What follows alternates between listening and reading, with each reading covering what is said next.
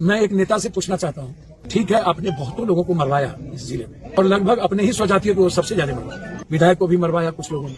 मसरख लहूलुहान है, आतंक की सीमा पार है, लोग डरे हुए हैं और हमेशा जुल्म की प्रवृत्ति से काम करना यह सही नहीं है। मैं जिन लोगों ने लगातार हत्या की राजनीति की है, मेरा उनसे आग्रह है, यदि कोई भी राजपूत समाज का विरोध करता है तब भी आपको तकलीफ होती है और उसको मरवा देते हैं। मसरख आतंक से कब निकलेगा? आतंक के माहौल में आप मसरख को रखना चाहते हैं, उसका जवाब आपको इस बार अक्टूबर में आप ही के समाज के लोग आपको देंगे। मैं एक नेता से पूछना चाहता हूँ, ठीक है आपने बहुतों लोगों को मरवाया इस जिले में और लगभग अपने ही स्वजातीय को सबसे ज्यादा मरवाया। बहुत गंदा सांसद जी, सांसद का भाषा ऐसा नहीं होना चाहिए। आप सांसद की गरिमा को गिरा रहे हैं। साधु जी, ए साधु जी कहाँ बनी? 14 साल बेउर जेल में साधु बन के गई रही। अरे वो इंसान के बारे में कह देनी जो 2017 से जेल में बा, लाज ना लागल है? बर भाई कहनी और ओकरो बारे में कह देनी हन। बाप दादा के नकली ना, सब असली है। असली होला, नकली के ढेर दिन तक बढ़ चढ़ल ना रहेला। रोग आके हमनी के पद ना ले बनी सन, काम करके पद ले बनी सन। 4 बार सांसद, 4 बार विधायक, 1 बार विधायक। हर जात के हर जमात के लोग हमनी के मदद कइले बा। प्राण प्यारे के गुण गाथा, साधु कहाँ तक मैं गाऊं। गाते गाते थके नहीं वो, चाहे मैं थक जाऊं। तो ये जो अपने साधु जी हैं,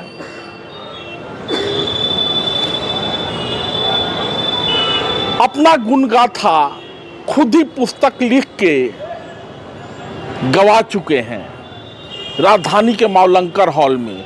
तो उसी गाथा में से आपके लिए कुछ चुन के लाया है मंगरुआ, क्योंकि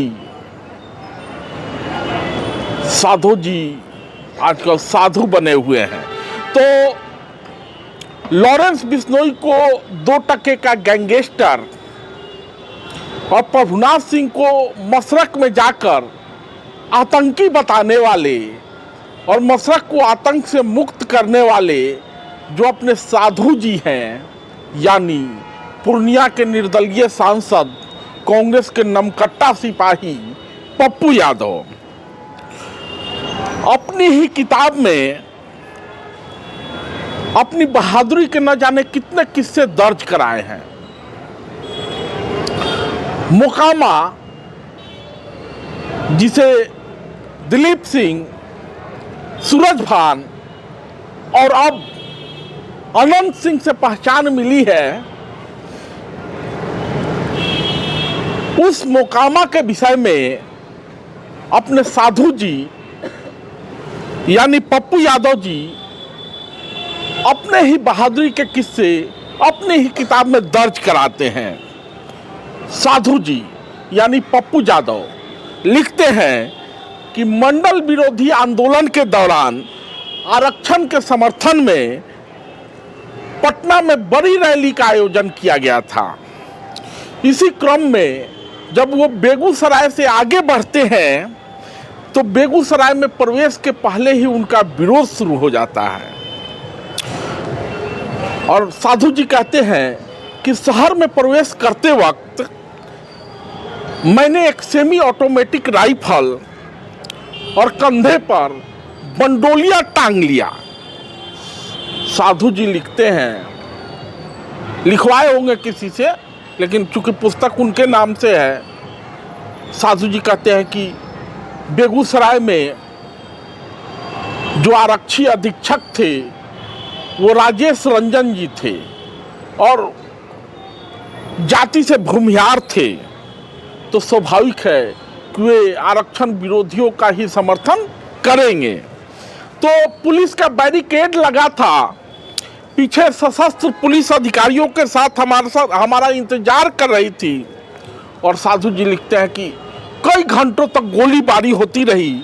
हम आगे बढ़ते गए तो लोगों ने कहा, माने साधु जी के साथ जो लोग आए होंगे, लोगों ने कहा कि मोकामा एक खतरनाक जगह है, यह भूमिहारों का गढ़ है।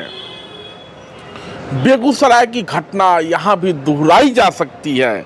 हमारी गाड़ियाँ जला दी गई, हमें मोकामा थाना लाया गया, हमें मारने की साजिश थी।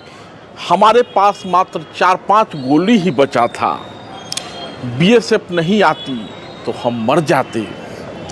तो साधु जी आरक्षण के समर्थन में जो लालू यादव के समय पटना में जमावड़ा हुआ था, उसमें पहुंचने के लिए इतना सारा जद्दोजहद करते हुए पटना की सीमा में प्रवेश कर जाते हैं और पटना में इनसे मिलने लालू यादव आते हैं इनके फ्लैट पर, क्योंकि लालू के लठैत के रूप में इनकी पहचान थी। तो इस तरह से देखें तो साधु जी के त्याग के अनेक किस्से हैं।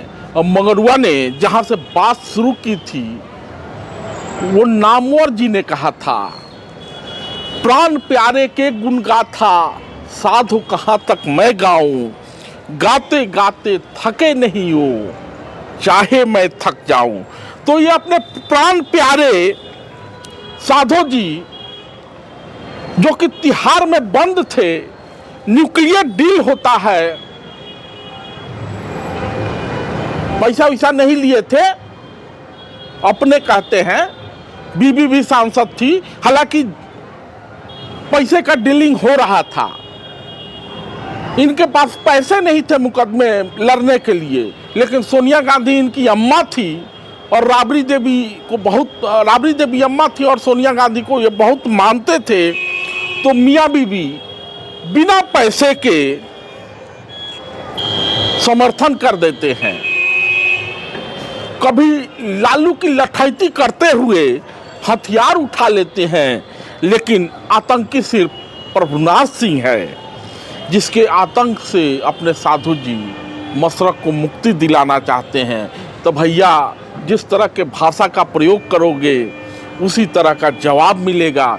तो प्रभुनाथ सिंह के भतीजे और प्रभुनाथ सिंह के जितने भी समर्थक हैं आजकल साधु जी को चुन चुन के जवाब दे रहे हैं। हालांकि साधु जी की आदत हिट एंड रन की है, हिट करते हैं और वहाँ से भाग लेते हैं। इसी तरह एक बार जब गए थे सारण, तो एम्बुलेंस चिल्लाया, उसके बाद भाग लिए। अब उसके बाद गए, जहरीली शराब की चर्चा की और प्रभुनाथ सिंह के भतीजे सुधीर सिंह का नाम ले दिया, उसके बाद भाग लिए। सुधीर सिंह ने कहा कि हमने तो फोन करके पूछा भी था। अब ताजा मामला प्रभुनाथ सिंह को आतंकी बताने का है। गए थे हरिभजन को खोजन लगे आतंकवादी, तो प्रभुनाथ सिंह इनको आतंकी नजर आते हैं। तो जस करनी तस भोगऊं ताता, सुनिए, कहा है तो सुनना तो पड़ेगा। धन्यवाद।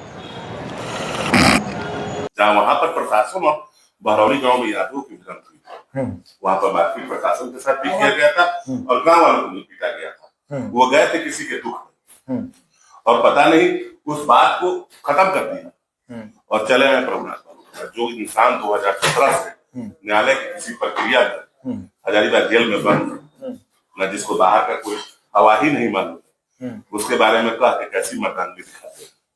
अगर वो बाहर रहते, अगर कहते, तो हमको लगता है कि मर्द वाला काम, लेकिन हमको तो इस बार लगा कि बंडमरू वाला काम किए। हमको तो लगता है कि कुछ भी आरोप लगा सकते हैं। जब लारंस बिश्नोई को धमका सकते हैं जिसको देखे ही नहीं है, हम तो भाई सुधीर सिंह है, तो उनका जब मुंह से सब धमका देना है, कोई बड़ी बात थोड़े है। कभी सामने आकर धमका दे तब न मानेंगे। कभी मुलाकात हुई है कि नहीं? एक बार निकाला मुलाकात हुआ था एक शादी में। हाँ, तो क्या बोले थे? अब मिला था, पूछे थे मेरे पिताजी के हाल समाचार पूछे, हमने आपसे बेहतर कौन बताएगा, आप तो खुद में 14 साल रहे।